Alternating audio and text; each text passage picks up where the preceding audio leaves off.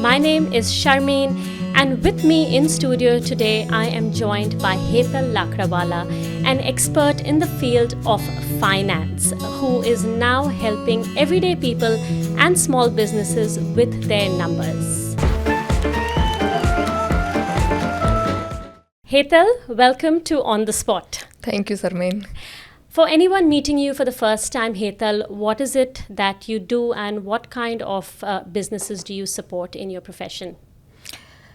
I am chartered accountant back from India, and I worked as a financial controller, as an auditor in past.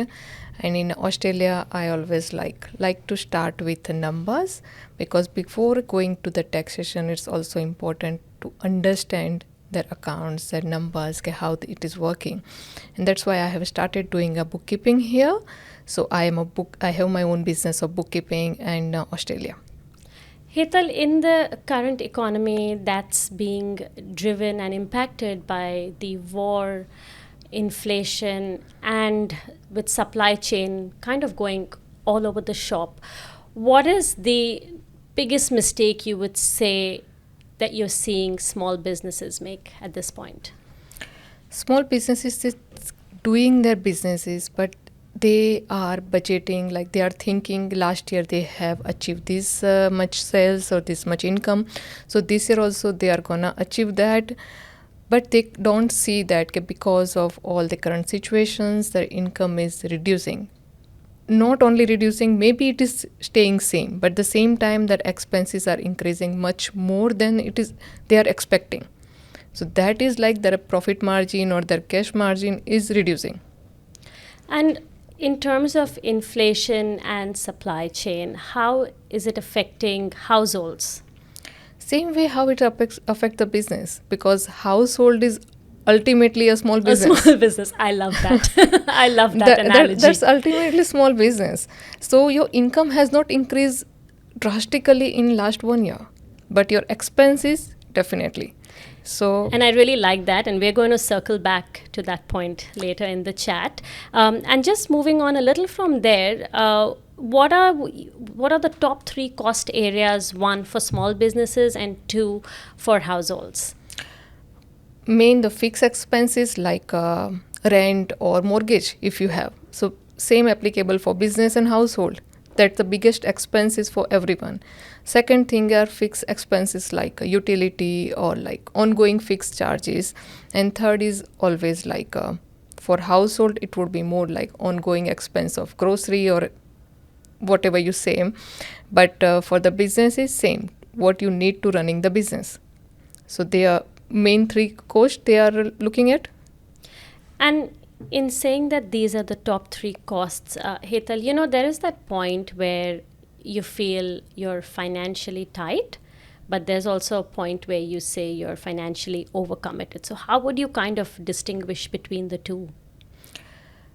When you see that you cannot reach to a point where your income is enough to cover your all the fixed expenses and still you are there to save something, then definitely you are tight in your finance. So you need to look from go back a step and just check the things, how much you are earning, how much income you are gonna get next month, and what are fixed expenses you must have to pay, and also which expenses you can cut off them to not go in that tight finance situation. And again, just building on what you just shared, for anyone who's never maybe done some budgeting, what's a good framework to get started? Or if someone had to just start afresh and say, hey, I'm just going to look at all my finances now, all my expenses, what's a good framework to kind of get this budgeting exercise going? If you are just for a small house, you always get so many free apps in your mobile if you search that, where you just start with recording all your income and expenses. It's very easy. It's not like you have to need any knowledge or anything. Myself, I am using it for my daily expenses for that kind of app for more than 15 years. So it's like just every day night, you can just sit for 5 minutes and you can add whatever expense you done today, whatever income you got, and at the end of the month you will get everything in front of your eyes, and that will help you to budget for next month. Okay, if you have this much income and this is your expense, what expense you can cut to maintain it in next month. And again, in terms of looking at expenses, are there certain expenses that you recommend looking at weekly versus looking at some expenses on a monthly basis? Initially, at least start from a month. Once you know that, see, it is like our nature. When you will write it daily or weekly, it will subconsciously come in your mind. Okay, you spend this money here. Because nowadays we are not spending in a cash. In past we used to spend in a cash. So when we were paying through cash, we could see the money. It's going from Now our you hand. can't see it and it's Now gone. we just tap the card and it's gone. So you never know what was the balance and what you are paying. So when you are writing that, again it will go through your mind. Okay, this money you spent. So whether it was required to spend or you can avoid to spend. So this exercise will go in your mind, that will make you more aware of what you are spending. And you know how you just mentioned, like, you don't really see the money. So, these are a bit like silent leaks. Yes. Right? So, what are some of these ones that we need to become a little more mindful about? Maybe reassess insurance or subscription. So, what are the most common ones that you see or that you think that people actually forget about? Especially, as you say, the subscriptions and hidden cost. Once you have taken your mobile plan, you forget that what you are paying for monthly. Yeah. Maybe they have a new plan now and you can get a cheaper price. It would be maybe just $5 or $10 cheaper, but when you consider one subscription $10 cheaper, for the entire year, and you consider multiple subscriptions. So there are like that, maybe you have subscribed for channels, you have subscribed for anything, and you just forget it. That's right. So need to reassess what you are paying for, and it would really help once you start recording, as I'm mentioning. It would really help you to understand that what you are paying every month. How often should the average household engage in this kind of an exercise? Like no war. It's a depend, I think, Sharmeen. I saw that when mostly as a woman, they normally try to keep a track of spending compared to men. It could be, maybe I'm wrong, but I have seen that. So it is good to keep that track, but whenever also woman also, when she get busy with other things, she just avoid it. She knows in her mind we are spending, but she actually cannot figure out. They cannot actually figure out what they have spent. So sometimes it's good to just go through the expense, see that, so you don't sleep out of that. Yep. And I know you said that as women, we kind of tend to be more mindful about this, but at the same time, it is quite a family exercise, because then you both partners are equally committed to the process. And of course, we should even include our kids as well for that. So then they also understands how they have to spend. That's or how they have to save. Yep. And as an Indian, we always save first before spending. That's most right. of us. Now, that brings me to the next point, saving before you're spending. These are tough times, and every now and then you'll meet someone who said, you know what, we're actually dipping into our savings now, or we're going paycheck to paycheck. So what is a good system? What's something sustainable, some simple method, some simple techniques that people can use to actually build that buffer, an emergency buffer? You should always keep some money aside before you start spending. Means always keep one separate bank account where you are not gonna use it anytime unless it is password. Yes. That's correct. That's the right way. So just try to start with even $50 a week. If you can't do more, just $50 a week. When you see after a year, you will surprise yourself. That's okay, right. You have saved this much money. So always first put aside some money, then only start spending on that. Fair enough. Moving a little bit towards small business, what is the biggest financial mistake you're seeing in a high-cost environment? They normally, whenever they see money is coming, instead of keeping that on a side, get excited they and just spend it. Yes, either they just buy some more materials or just invest somewhere which is not required immediately. So this was how they make them tight in a financial position. So as they do their accounting, I think for small businesses it is important to keep their accounting very often, weekly, monthly, maximum by monthly.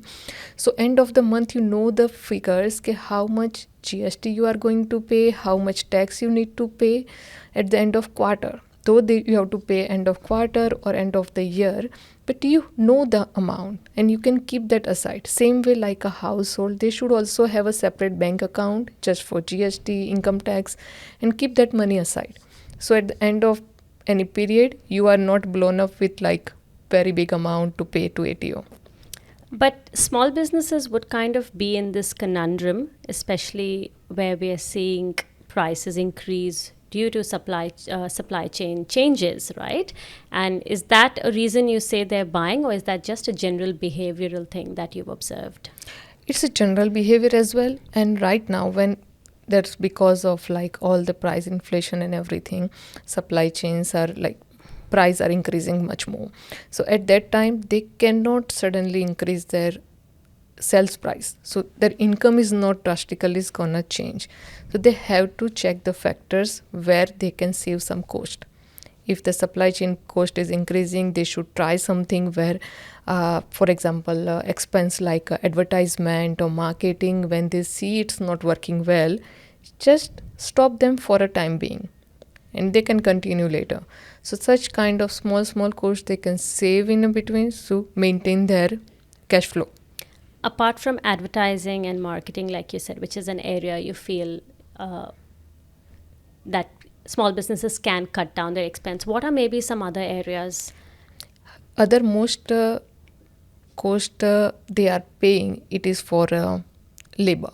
Right. It's manforce. So if they can, they should involve themselves more instead of more depend on employees or like manforce. So they can save some cost in that one to improve cash flow. These are the main cost apart from their like supplies or materials they receive. What would you say about a business who, for instance, came and told you, well, I've been busy, but the bank balance is not improving. What can I do? They are busy, but they need to keep their price also up. Sometimes we are undercharging our services or our material, whatever we are doing like business. So you always review your own price as well, own charges, because maybe you are like spending 2 hours on some work on services, but at the end of 2 hours you are not charging what you should have. That is, at the end of the day, you are not get paid what you should be. Pricing is really sensitive, especially in the current economy. What are some ways in which small businesses can look at increasing their prices without scaring away customers? They can like make a small change, not very like big things, but they can mention that, okay, I used to charge hourly X amount, I'm gonna put just X 0.5 per hour now. It is just little bit because of I have to drive and increase in fuel charge.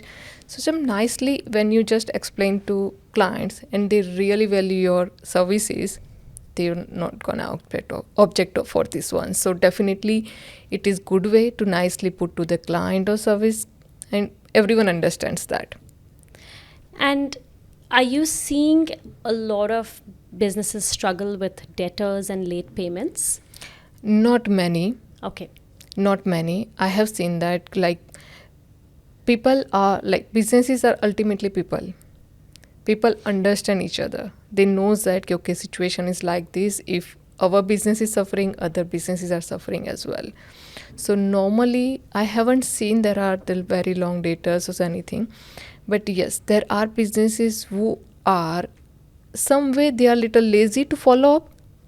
So they are sometimes facing. So if you are a business, you need to be careful what you are like sending invoices, and if you are not receiving money on time, just do follow up. Yeah. Because sometimes they just send the invoice, they forget about themselves, or it's landed up in their spam. Yes. So it's important to keep track of your invoices or amounts like payment received as well. Right. Again, Now, just coming back to again talking a little bit about households as well as a small business, for anyone dealing with debt, what is a sensible order of attack? What do you do and what do you avoid to avoid stress? First thing, if you have like a household or business, if you have a mortgage or business loan, something big amount and with a higher rate of interest, just focus that first. Always keep some money aside, and end of some period just try to put that money in to reduce the interest what you are paying on that. And to get a motivation, always go with the small things. Yep.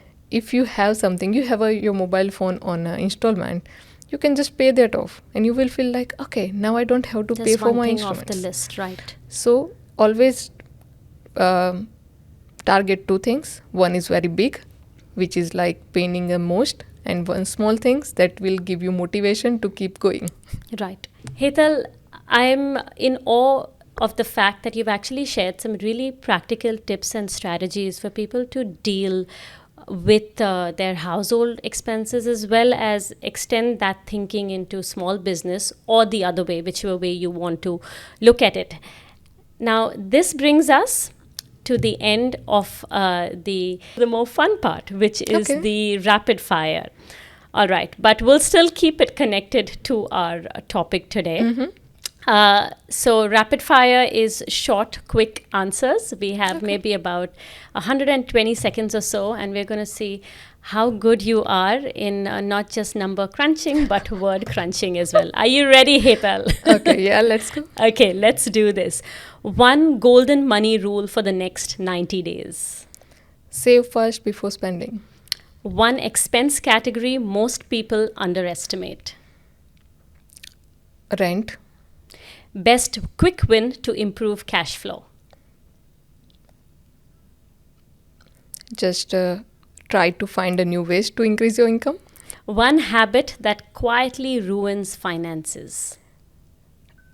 Spending without looking at the what you are paying for. A tool or report you wish every small business uses. Software to record their transactions. Your favorite software. Zero. Zero. Okay. I was like, are they watching or not, right? Your simplest budgeting method in one line. Simplest, go with the cash flow. Go with the cash flow. Your favorite app to track expenses, like you were saying in the beginning. Expense. Real estate or stock market, the better long-term investment. Real estate. Debit cards or credit cards? Debit card. Debit cards. Hetal, thank you so much. It's been a delight to have you on the spot. I'm sure our audiences have taken all the value from our conversation today. Thank you again for joining us. Thank you so much, Sharmeen, for having me. It was Thank you. nice to. Thank you.